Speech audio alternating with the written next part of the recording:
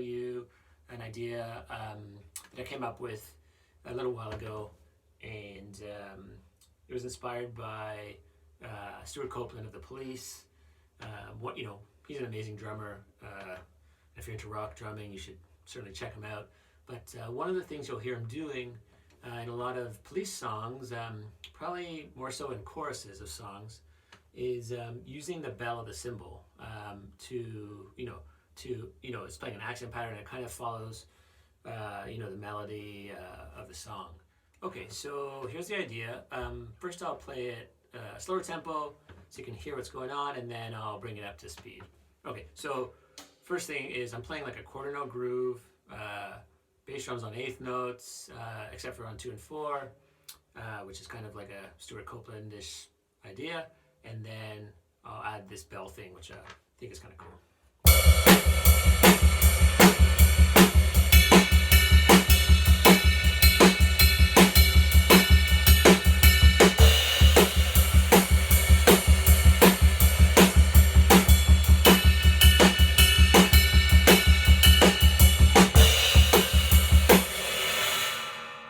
So that's slowish, and now I'll play it kind of up to speed, a little more in that kind of Police style.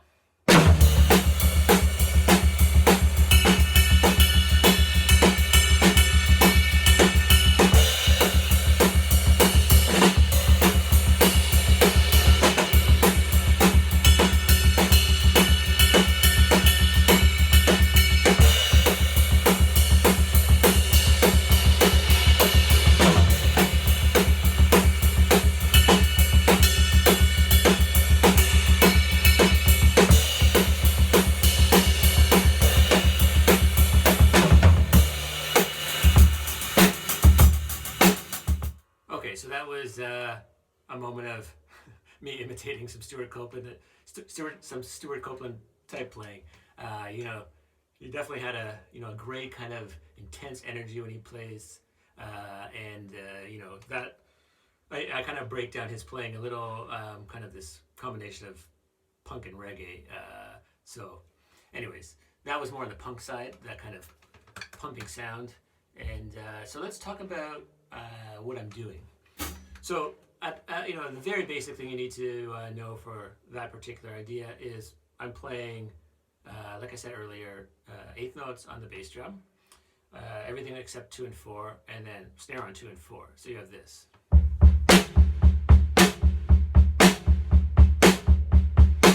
Then you have, of course, the ride cymbals playing quarter notes.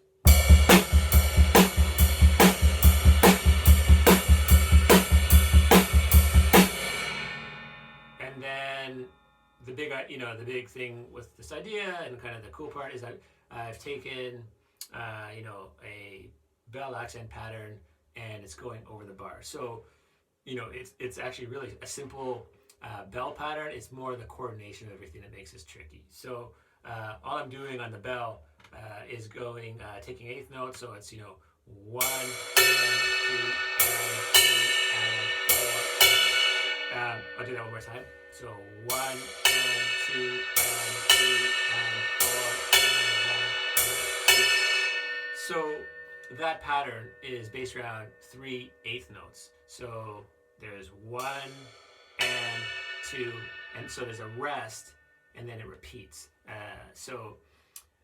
That's why it's shifting and eventually goes over the bar line. So as I see it, there's 2 challenges in learning this idea, and then it'll probably be similar challenges if you come up with your own variations or other kind of ideas on this concept. So the first challenge is the coordination of being able to play that bell pattern and the kind of underlying bass drum and snare part. So I'll just show you that challenge. So if you're doing this,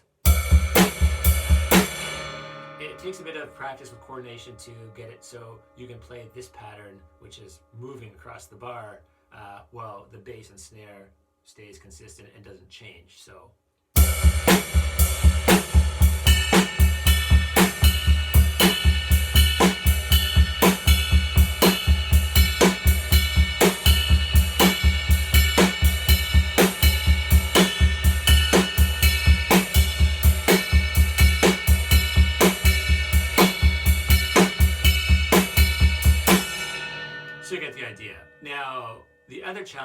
just as important is being able to keep track of the timing, because you do want to know where you are. You're going to put this into a song or something. You don't want to be totally lost in space, lose where beat one is, and really mess up the band, I think. So the second challenge is keeping track of the quarter note again. So I'll just give you, so this is a little different than just the physical coordination. You have to have in your head a good sense of where you're at. So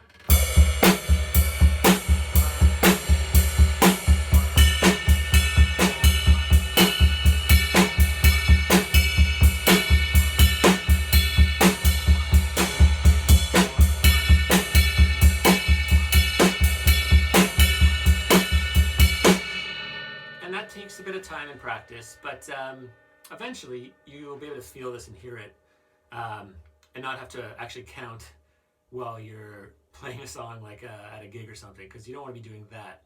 That wouldn't be good for you or the music to be counting. So you have to get to the point where you can hear it and you can feel it, right? So the way I work on this is I try to hear like a 4-bar phrase, right? Before, I think 4 bars is kind of a good length of time to get this idea out, and it's definitely, if you played it longer, that's great, but I could see this working in, somewhere in the 2 to 4 bar range to kind of have its most impact.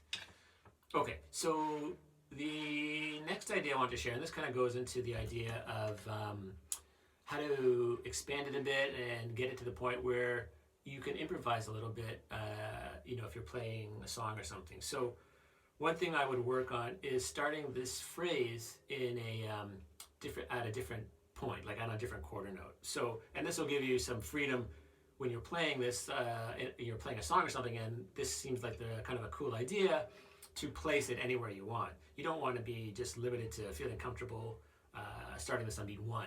Okay, so I'll just start it in every place. I'll start with a bar, just quarters, and then I'll start it right on beat 1 and shift it on every quarter note.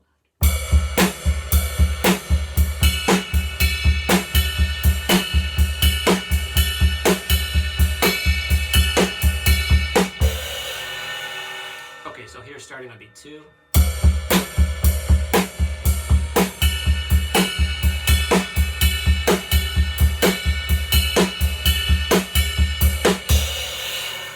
Here's beat 3.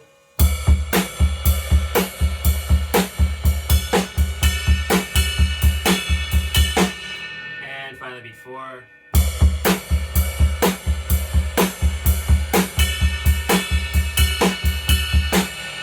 so you get the idea. You want to just get comfortable starting at different points, and that, when you're playing a song, that gives you some freedom to not stress and just, jump into it at any point.